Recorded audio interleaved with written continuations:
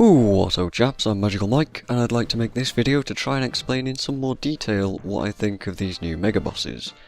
First off, I know the marionette is temporary, and I may have left this a bit late, but I think my points still stand for future bosses. I'd also like to make sure that everyone listening to me right now knows this. I like the mechanics of both of these bosses. They are interesting and they're designed in unique ways, and I appreciate that. Alright, okay, are we good? We cool guys? Everyone? Alright, because I know that someone's still going to jump on me in the comments and say that I'm just a hater. So I'm just covering my ass, cause I'm not. Right, so the marionette first. I don't really have a lot to say about it, to be honest, other than a couple of improvements that could be made to a select few mechanics in the fight, which I know the devs have already recognised. The fight puts groups of players into 5 lanes and sees you defending those lanes from waves of enemies. I'm okay with this. It's easy and you get to see the whole Zerg meta that's going on. If you actually step back for a second and just watch what's going on, it certainly looks impressive, even though you can't really tell what's going on. And I should mention the boss itself looks very impressive too, even though you don't actually fight the boss. But, you know.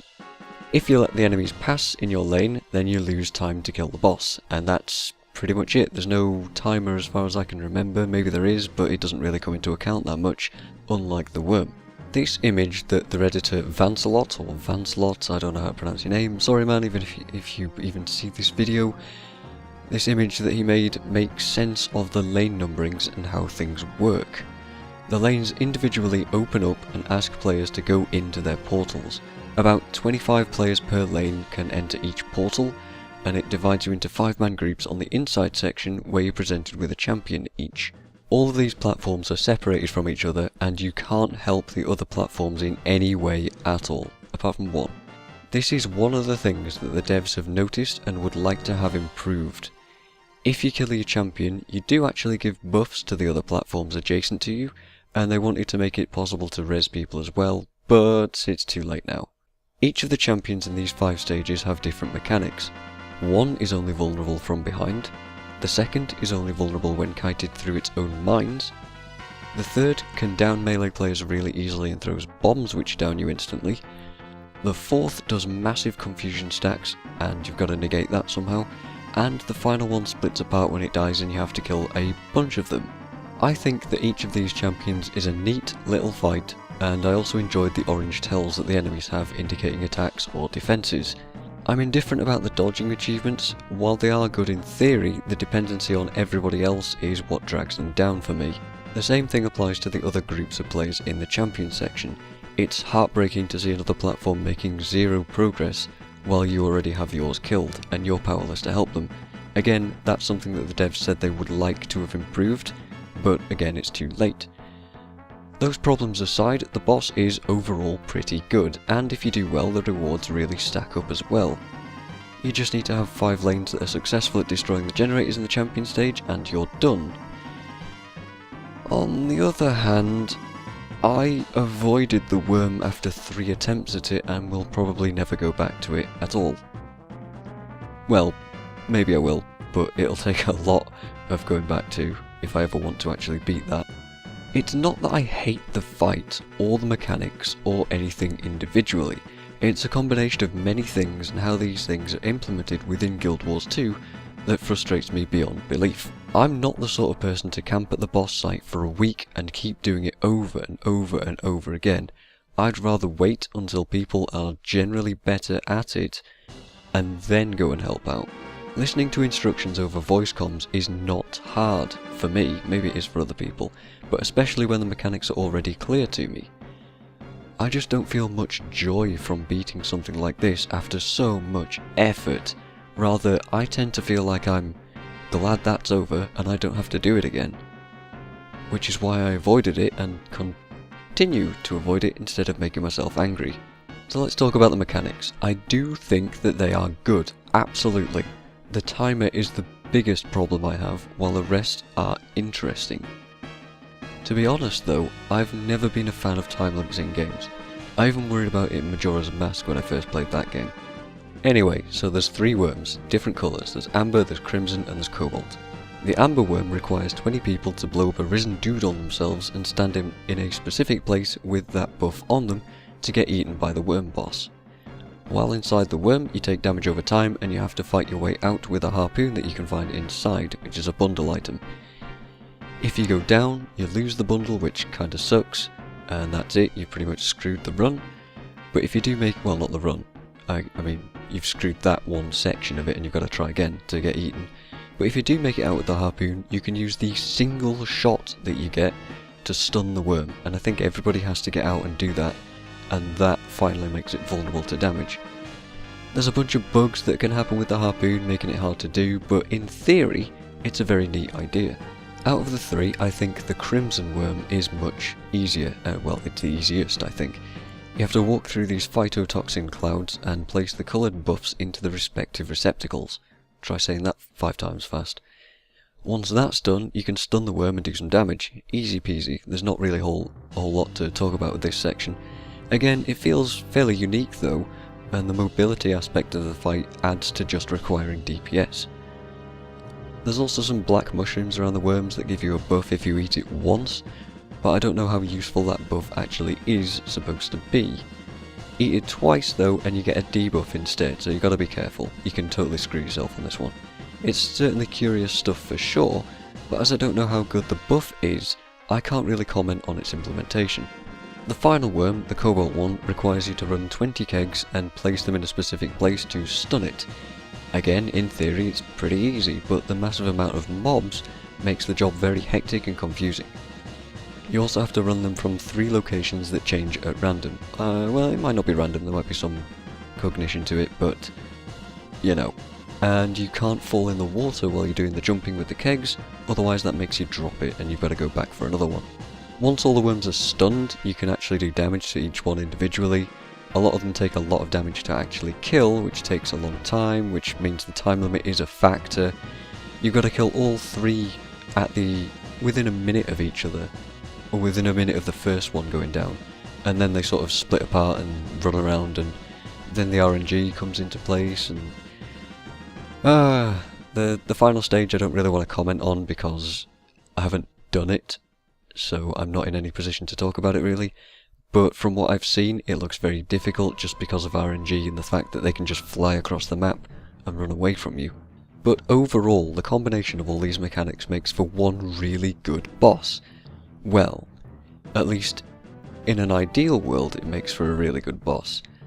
I think it falls apart for a few reasons. Firstly, one of the unique rewards is this jungle worm armor stuff, and for me, it doesn't really show off anything. It doesn't show that you've done something difficult. It isn't, hey look at me, I've got this hard thing, I've achieved something, I'm a skilled player. It more shows that you were just kind of part of the Zerg and that you can listen to basic instructions, and that you were incredibly lucky to get the drop in the first place. I'm not sure about that. The only reward that I'm particularly happy with for hard content is the Mini Liadri the Concealing Dark for doing that one thing in the Queen Pavilion gauntlet thingy. Yet, it's not always about rewards for me, it's about how fun the boss is to fight. And for me, it isn't really fun at all when there's issues like scaling, making bosses suddenly impossible to defeat because of seemingly unknown reasons, bugs and all sorts of things. Overflow issues are still prevalent. Please, we beg you, please implement a system like District in Guild Wars 1 if you want people to be able to coordinate this kind of stuff.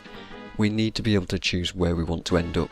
We need to be able to organise things better, otherwise it causes problems like having to wait around in districts, overflows for a long time trying to get into the main instance. The original vision of Guild Wars 2 was to be able to join a public group and be able to complete stuff like this, to play how you want, but more and more we see that if you don't play right, this particular way in dungeons and now world events, you either don't get them done, or you get shouted at by the elitist players. Now while I agree that starting to tune the difficulty of these things up is a good idea, I also think that it separates the community in a bad way. The casuals, like myself, I will fully admit that I'm a casual, are going to show up, try it a few times, get frustrated, and then we're going to leave. I'll fully admit that I play this game casually now, and I'm not looking for such challenges in my MMO. I either want something cool to look at while I ping it with no skilled play, or I want something challenging that I can do solo or with a small group, that people will want to continue doing after the initial hype goes away. That's the really important part. After this hype, after everybody's beaten it a few times, nobody's going to want to do this again, except maybe a select group like TTS does to Quattle. In my opinion though, the dial on this difficulty thing needs to be tuned a little bit more slowly. The hardcore people are gonna camp these bosses until they win, and they are the people that want a challenge. Those people will always be here, and that's fine. Guild Wars 2 certainly needs challenges, but I don't think that they should be open world bosses in their current state. That's important as well, because they are a good idea. Just without the tools to organise overflows and such, we encounter these huge problems that shouldn't be here in the first place, like waiting around in a map because you don't want to lose your spot. No one likes to wait around to have fun. And you also can't really play how you want to anymore, if you want to do these world bosses and you're under these constraints. Being organised is completely different from just knowing the encounter and being able to react to the mechanics properly. You could be technically perfect at this encounter, but if you were running too much toughness or the wrong traits or something strange, then you might be doing it wrong and hurting the overall group. Now while I do feel that is a problem with the Zerka meta at the moment, it's something deeper than that, and I have no idea how to go about fixing that. And I don't know, I wouldn't even know where to start. Let's use this example.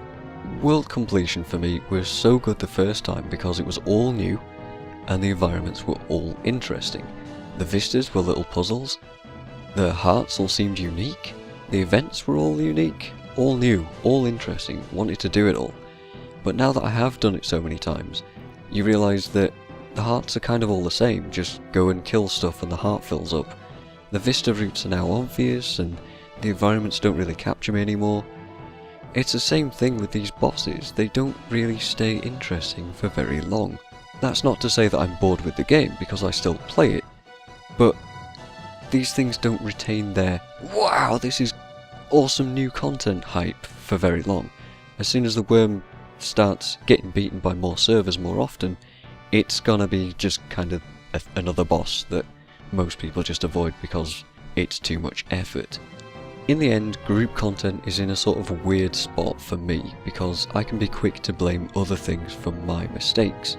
In a dungeon, I can blame people for pulling sets of mobs or for not dodging a thing. I mean, that's their mistakes. Whatever. In a world boss, it just multiplies exponentially because so many people can make so many different little mistakes, and it really adds up, and you've really got to be perfect on this wurm in particular. However, if we take solo content, when I fail there, I'm forced to think about what I did wrong because I definitely did do something wrong. Now, I'm not saying that I'm perfect at world bosses or dungeons or anything, but when I make a mistake, other people are making mistakes as well, and it's easy to just lay blame on other people. In solo content, I can blame myself because I've only got myself to blame. I also find it much more entertaining and much less disappointing when I'm doing solo content and I fail it. Whereas with this huge Zerg meta thing going on, I find it just incredibly disappointing after sitting in the map for 2 hours waiting for the boss to spawn, getting organised, doing all this stuff, and then we try, we don't get anywhere, we fail. It's just kind of like, did I even make a difference there? Probably not. Oh well, that kinda sucked. I think ArenaNet's strong point is creating cinematic fights that look cool but are ultimately quite easy. And I think over time they can improve on the ability to build enormous open world organised raid-like encounters like this one, but until we get better ways to join our friends and commanders and things, I'll probably retain the opinion that I have of this boss. And I'd like to close out on, while it sounds like I just straight up hate these bosses, I don't. I feel like I've given credit where credit is due, and I don't want this video to be taken out of context. Yes, I am being mostly negative still, but this is my opinion after all, and I'm not about to just ignore an update because I don't quite like it. So once again, let me tell you that I still play the game, I still enjoy my time playing how I want to play, and that I just wanted to give my 2 cents on this update like all of the others. And that I think all the mechanics in these bosses are very good and very interesting individually. The marionette's better than the wurm, and the wurm has this weird set of problems associated with it for me at the moment. And there you go, that's what I think. Let me know if you guys have any opinions on the same on the topic, because I'm interested to know. I know most people fall into the camps of love it, I'm a hardcore player, sorry for the voice crack there. I'm a hardcore player, I really enjoy this sort of stuff, can't wait for the next thing to do that, world first and all this stuff. And then there's the other camp of players like me who are just like, it's kind of too much effort, I guess I'll pass. We'll see, I'll read the comments, and thanks for watching, and I will see you guys next time.